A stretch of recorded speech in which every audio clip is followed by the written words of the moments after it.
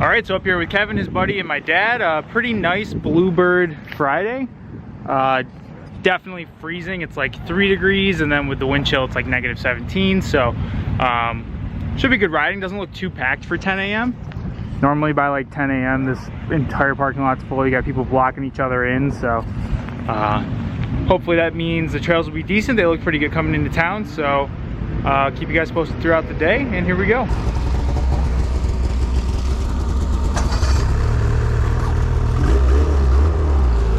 All right, knowingly my audio is not going to be very good today, but we're going to try to make the best of it. It's pretty cold, so I'm very bundled up.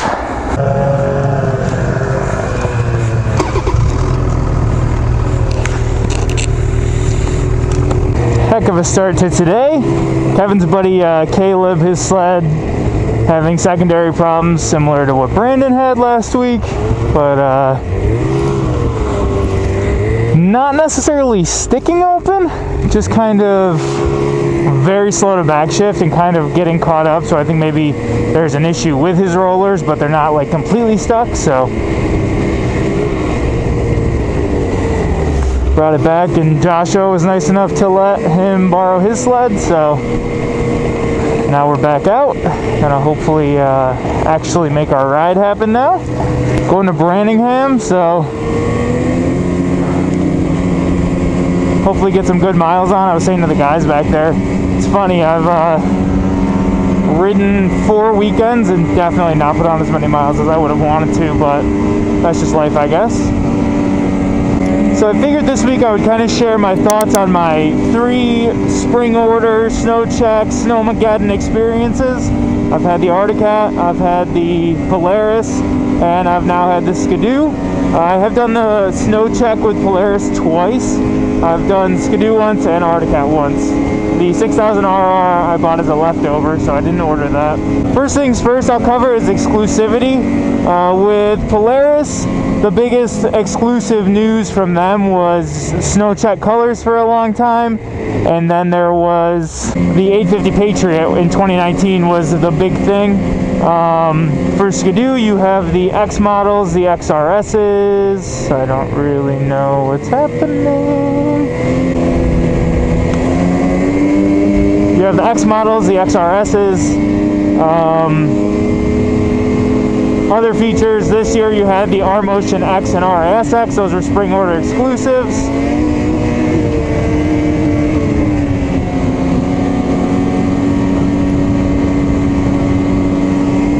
With Arctic-Cat in 2020, when I Snowchecked, Snowmageddon was the only way you could really get an in-season model. In 2021, I did kind of see a lot of the models kind of creeping into dealers more often than in 2020, but yeah, so those are kind of the main things from each manufacturer. Overall experience, so first off, with Arctic-Cat, my sled was 11.5. Taxes, fees, all that, and my $750 deposit. I ended up owing $11.7 when I picked it up.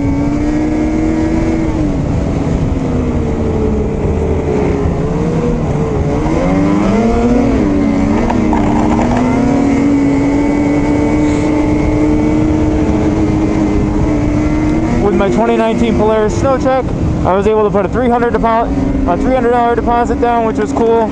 Typically it's $5. I got a 4-year warranty. It was the only option you could get with the 850 Patriot. I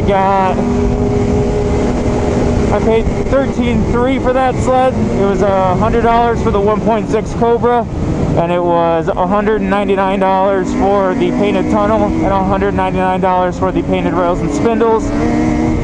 I paid $13.3 for that sled. Taxes, fees, and my $300 deposit brought me to $14,200 out the door on that sled. With my 2021 Renegade XRS, I got the 1.5 Ice Ripper originally.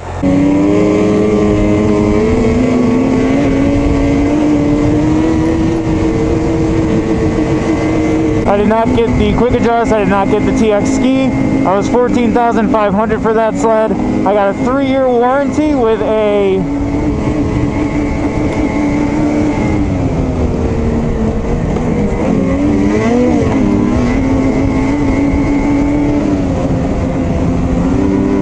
3-year warranty with a track rebate. The track rebate ended up being $450. Out the door, I was $14,800 for the Renegade XRS. My Arctic Cat came in late September. My 2019 850 Assault came in December 30th, and then this sled came in November 9th. I picked it up on November 20th. With Arctic Cat and Polaris, you do not have any control over when your sled comes in. I know a lot of guys think if they snow check early, they'll get their sled early. I haven't really seen that that's actually the case.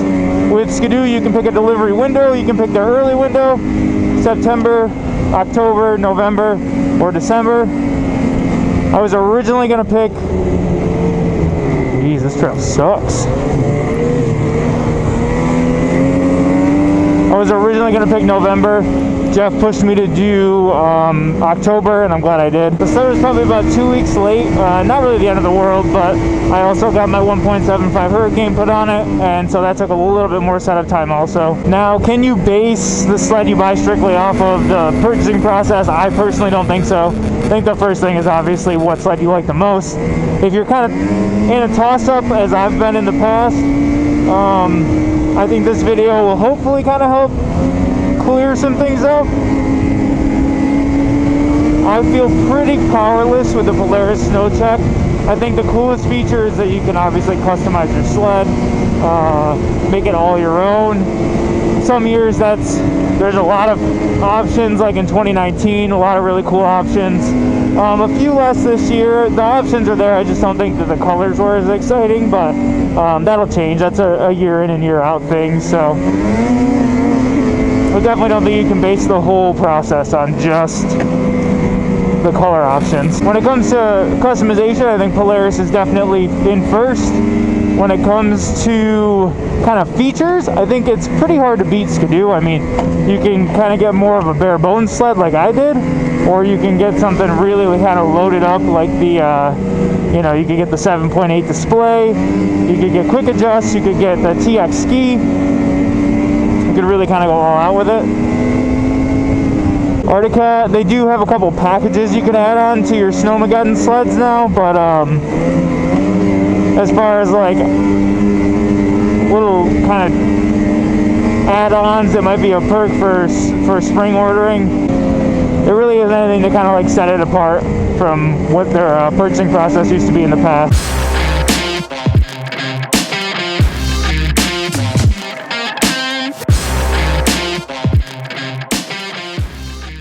I was saying to my dad, I don't think we're going to go to Branningham. I just think these trails are going to be by the end of the day.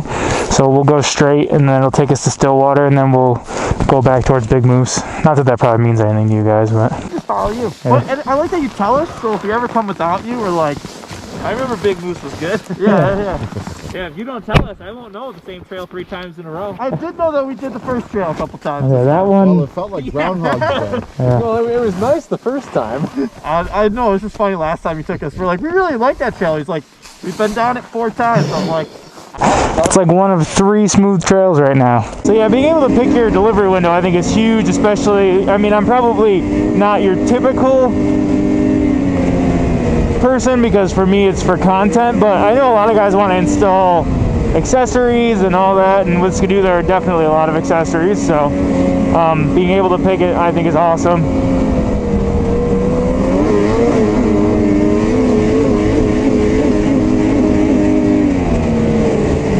With Cat, there wasn't really anything that kind of stood out, but it was a very good experience. You know, I found a great dealer. They were probably about $2,000 less than anybody else,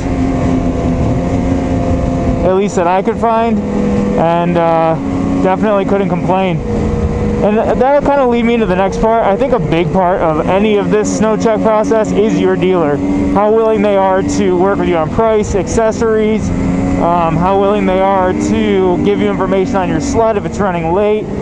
I haven't really had a bad experience at all, but I will say I think when I ordered my Polaris, the dealer was in a very difficult position where the tracking information they were being given was not accurate, and my sled's delivery date changed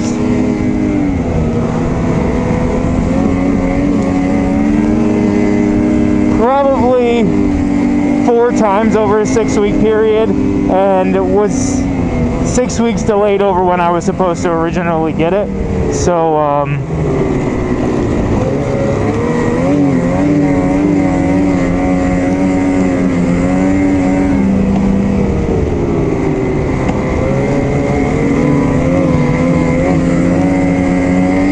you know, there's only so much they could do. They're looking at the system, it's telling them what to tell me, and then it changes. My sled spent an entire month on a truck, and there was basically nothing that they could do about it. So they did their best, but I had an amazing experience with Vivens. They kept me in the loop all the way through without me asking a lot of the time. They made it super easy for me to swap my track out.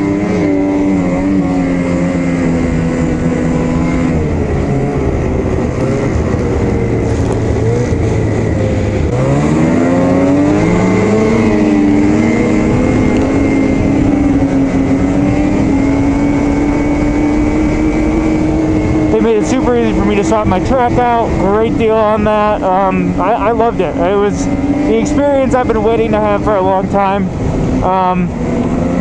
The Arctic dealer, they knew of the channel, which I think is always a plus, and like I said, offered a great price. Really good service. You know, they let me know right when the sled came in, worked with me on when to pick it up, all that stuff. Sadly, they've gone out of business, but it was a really cool dealer before they did go out of business.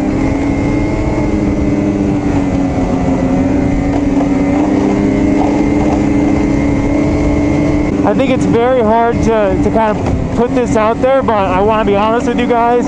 A big reason I didn't get a Matrix was how long it took me to get my 50 Patriot. Not getting my sled till December 30th in a relatively normal year, knowing that COVID and everything was happening, I didn't have the trust that I'd have my sled. I don't think that's something to dissuade everybody. Some people don't ride till January, you know what I mean? Some people will have better luck. Hoda had great luck. Rich had great luck. A lot of guys do, but you know, I couldn't do it. I couldn't do it again this time. I'm hoping to see Polaris get their shipping a little bit more under control. Hopefully, I know every company has delays, but I felt a lot more in control with Skidoo being able to pick my delivery window.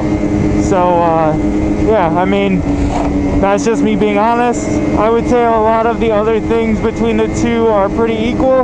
I think it's nice that Skidoo offers a more base model sled if you want it. You know, I still have an XRS, but I got the standard gauge. I didn't get the quick adjust. I didn't get the TX ski, so it made it a pretty good price, and it made me able to really customize it.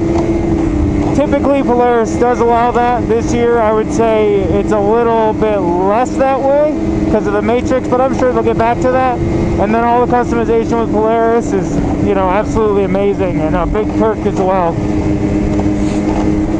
I'm hearing a lot of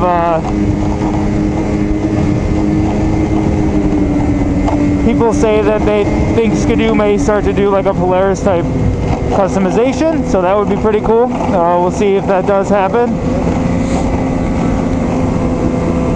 I think that could definitely change things up a little bit in the Snowcheck world, you know, but we'll see. And with Arctic, you know, it's a very steady process. I wouldn't be afraid to order a sled. I think I'd have it on time.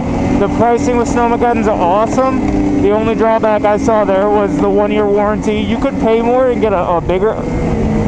You could pay more and get a longer warranty, but you know, I just think when you're kind of spring ordering a sled, you should be, you know, getting like maybe even a 2-year warranty. You don't have to go the full 4, but you know, when you're getting the same warranty as anybody who buys a sled off a showroom floor, I don't know that there's a ton of value to be had there. So yeah, I just think, you know, bump the price up $500 if you have to. Throw that 2nd-year warranty on there. You know, make it feel like a spring order sled, but otherwise a good process. You know, definitely can't complain. If you guys have any questions, definitely let me know down below. Happy to answer them. Like I said, I've gotten the opportunity to do all 3 now, and I think that's something that not everybody gets to do.